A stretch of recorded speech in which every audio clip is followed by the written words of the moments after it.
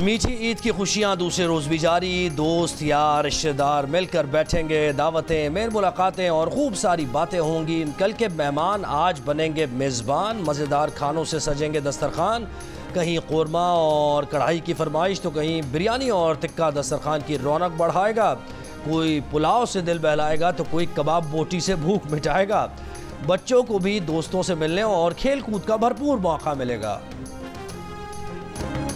ईद के दूसरे रोज भी बच्चों की मौज मस्ती, हल्ला गुल्ला और खूब तफरीह, झूलों और मनपसंद अशिया पर ईदी उड़ाई। इस्लामाबाद और लाहौर में पार्क्स में रश, कराची में बच्चे बड़ों को लेकर सी व्यू पहुंच गए। सरगोधा में बच्चों के पार्क्स और जॉयलैंड में मजे, कोयटा में झूलों और ऊंट की सवारी, हाफिजाबाद में पार्क्स और नहरों पर बच्चों और बड़ों का रश, स्वात और लोअर दीन में भी बच्चों की तफरीह। सखर में कश्ती की सैर बंद होने से बच्चे उदास।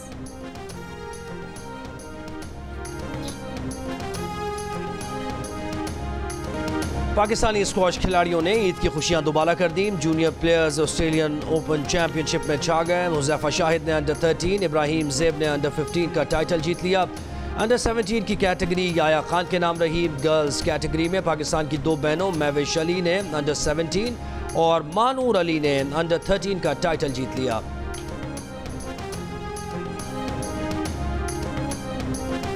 महंगाई अगले साल कम होगी। रवा माली साल 25 लेकिन अगले माली साल 15% हो जाएगी। न सिर्फ खाने पीने की चीजें सस्ती होंगी बल्कि इस्लाहात पर अमल दरामद जारी रहा तो माशी बहाली भी शुरू हो जाएगी। एशियाई तरक्याती बैंक ने पेशगोई कर दी। एशियन डेवलपमेंट आउटलुक रिपोर्ट में कहा कि अगले माली साल शरह नमू बढ़कर 2.8% हो जाएगी। इस साल ये शरह 1.9% रहेगी। बैंक ने पाकिस्तान में आए सैलाब और सियासी अदम इस्तेहकाम को माशी बहाली की राह में बड़ा चैलेंज करार दे दिया। उम्मीद दिलाई कि रवा माली साल ज़राई पैदावार और सनती शोबे में बेहतरी आएगी। रिपोर्ट के मुताबिक पाकिस्तान में पिछले 50 सालों की सबसे ज़्यादा महंगाई रिकॉर्ड की गई।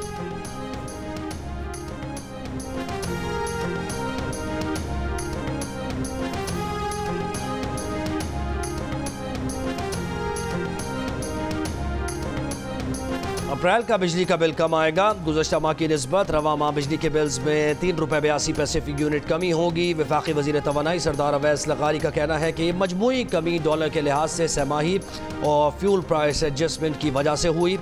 रवा माह के बिल्स पर फ्यूल प्राइस एडजस्टमेंट ₹7.06 फी यूनिट से कम होकर ₹4.92 और सहमाही एडजस्टमेंट ₹4.43 से कम होकर ₹2.75 हो गई है, जिससे ईंधन की कीमत में ₹2.14 और सहमाही एडजस्टमेंट की मद में बिजली के बिल्स में ₹1.68 की कमी हुई है।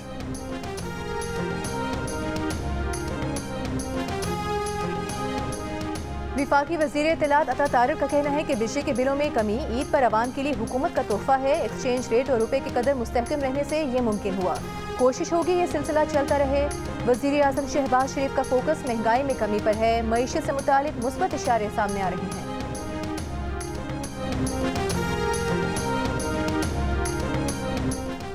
सेहत के शोबे में बेहतरी के लिए सिंध और बलूचिस्तान की सूबाई हुकूमतों के इश्तराक पर इत्तफाक। वज़ीर आला बलूचिस्तान सरफराज बुगटी की नौडेरों में बिलावल भुट्टो जरदारी और फरियाल तालपुर से मुलाकात।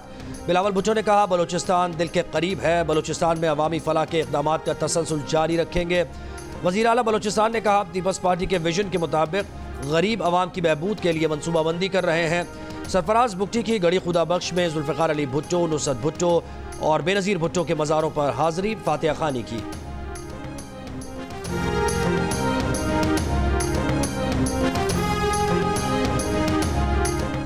वज़ीर आज़म शहबाज शरीफ से वफाकी वज़ीर दाखिला मोहसिन नकवी की मुलाकात। ईद उल फितर की मुबारकबाद और नेक ख्वाहिशात का इजहार।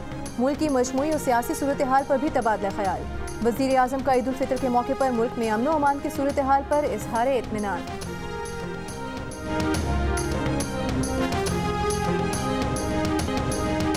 शाह नूरानी जाने वाले ज़ायरीन के ट्रक हादसे में हलाक अफराद की तादाद 18 हो गई। हब के नज़दीक हुए हादसे के 35 ज़ख्मी इलाज के लिए कराची मुंतकिल। 5 की हालत तशवीशनाक। जाबाक अफराद में 12 का ताल्लुक ठट्टा के ख़ानदान से था। आबाई गाँव में नमाज जनाजा की अदायगी। वज़ीर आला सिंध मुराद अली शाह ने शिरकत की। कराची में ज़ख्मियों को हर मुमकिन तिब्बी सहूलत फराहम करने की हिदायत। हादसे से पहले की वीडियो सामने आ गई। जहाँ भाग तमाम अफराद का ताल्लुक मकली ज़िला ठट्टा की सालार जोखियो बरादरी से था। लवाहिकीन के मुताबिक ट्रक एक मोड़ काटते हुए बेकाबू होकर खाई में गिरा।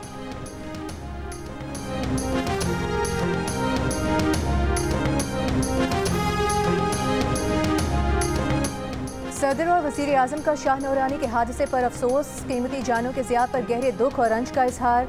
वज़ीर आज़म की ज़ख्मियों को हर मुमकिन तिब्बी इमदाद फराहम करने की हिदायत।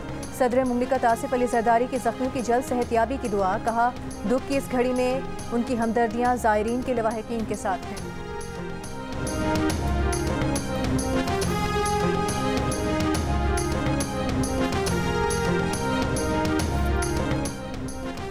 कराची में स्ट्रीट क्राइम पर काबू पुलिस के लिए बड़ा चैलेंज बन गया। रमज़ानुल मुबारक में डकैती मज़ाहमत पर 19 अफराद कत्ल और 55 से ज़्यादा ज़ख्मी हुए। पुलिस हुकाम के मुताबिक साल 2024 में डकैती मज़ाहमत पर 58 अफराद मज़ाहमत पर कत्ल कर दिए गए, जबकि 200 से ज़्यादा ज़ख्मी हुए। पुलिस के मुताबिक रवां साल अब तक कराची में डाकुओं से 425 मुकाबले हुए, जिनमें 55 डाकू मारे गए, 439 ज़ख्मी हुए। निगरान के ज़माने में जो एक पता नहीं अजीब और गरीब बात हो जाती है, इन्होंने शफलिंग कर दी जैसे कि मुराद अली शाह के कोई अपने लगे हुए बंदे थे। किसी को उठा के कहीं फेंक दिया, थानों के SHO सारे चेंज किए, उनके हेड मुंशी चेंज किए।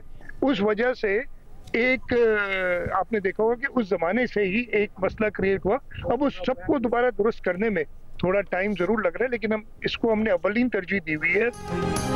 वज़ीर आला सिंध मुराद अली शाह ने अमन व अमान की खराब सूरत हाल की जिम्मेदारी निगरान हुकूमत पर डाल दी। कहा, निगरान हुकूमत ने सिंध के SP और थानेदार यूँ तब्दील किए जैसे वो सब मेरे रिश्तेदार हों। थाने के अमले हेड मुंशी कहीं से उठाकर कहीं फेंक दिए, इसीलिए अमन व अमान के मसले ने जन्म लिया। इन सब को ठीक कर रहे हैं, जिसमें वक्त लगेगा। कराची में स्ट्रीट क्राइम है, लेकिन पुलिस काम कर रही है। कच्चे में पुलिस और रेंजर्स दोनों लगे हैं, जल्द हालात पर काबू पा लेंगे।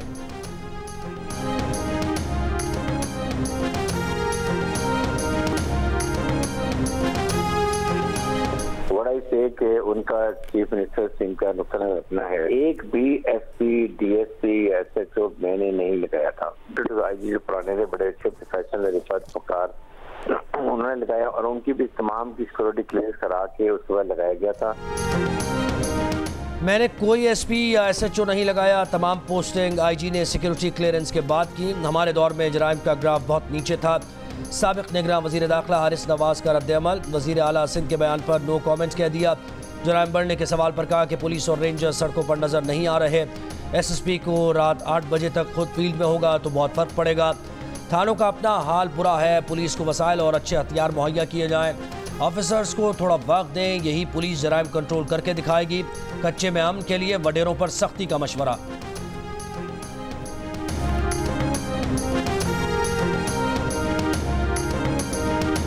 कराची के इलाके जंजाल गोट में गुज़िश्ता रोज़ ज़ख्मी डाकू को सरेआम गोलियां मारने की वीडियो सामने आ गई। DSP सोराब गोट का कहना है कि 3 डाकू नौजवान से मोटरसाइकिल छीन रहे थे। मुज़ाहमत पर डाकू ने नौजवान को गोली मारकर जख्मी कर दिया। डाकू की फायरिंग से उनका अपना ही एक साथी भी जख्मी हुआ। जख्मी नौजवान के चचा ने डाकू को गोलियां मारी। मौके पर मौजूद दीगर लोगों ने भी तशद्दुद किया। डाकू हलाक हो गया। गोलियां मारने वाले शख्स को गिरफ्तार कर लिया गया है।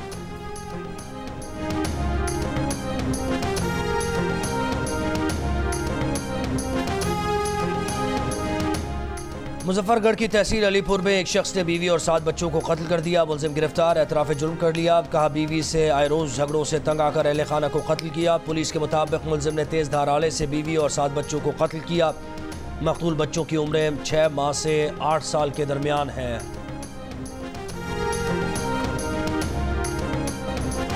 इसराइली हमले में हमास सरबराह इस्माइल हनिया के 3 जवान बेटे शहीद। हाजिम मोहम्मद और आमिर शाती की नमाज जनाजा अदा कर दी गई। तीनों ईद मिलने एक पनाहगुज़ीन कैंप गए थे जब इसराइली फौज ने उनकी गाड़ी को निशाना बनाया। हमले में हमास सरबराह के कई पोते पोतियां भी शहीद। जवान बेटों की शहादत के बावजूद इस्माइल हनिया पुरअज़्म, कहा उनके बेटों का खून गजा के दीगर शोहदा से कीमती नहीं। गजा के सब बच्चे उनके बेटे हैं, वो पीछे नहीं हटेंगे। ईरानी सदर ने एक पैगाम में कहा कि इसराइली मज़ालिम पर इंसानी हुकूक के दावेदार ममालिक की खामोशी सहूनी हुकूमत के बुज़दिलाना हमलों की हिमायत के मुतरादिफ है।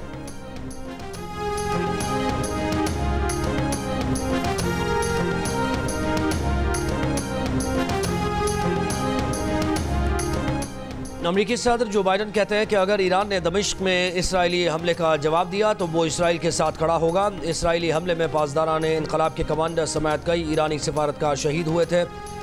जो बाइडन ने कहा कि मुमकिन ईरानी हमले के पेश नज़र वो इसराइल का भरपूर दिफा करेंगे और इसराइल की सलामती के तहफ़्फ़ुज़ के लिए हर मुमकिन कोशिश करेंगे।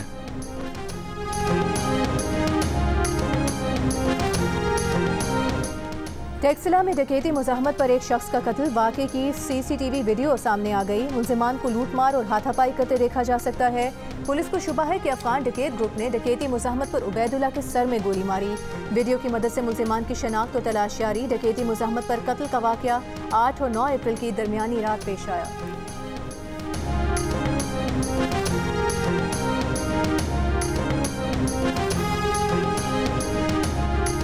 बहावलपुर के लाल सुहानरा नेशनल पार्क जंगल में लगी आग बुझाने की कोशिशें। रेस्क्यू के मुताबिक आग कई एकड़ तक फैली हुई है। फायर टेंडर्स आग बुझाने में मसरूफ हैं।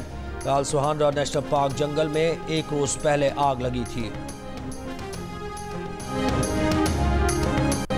और गुलकार अहमद रुश्दी के गीत सदाबहार, मकबूलियत आज भी बरकरार, चाहने वाले उनकी बरसी नहीं भूले।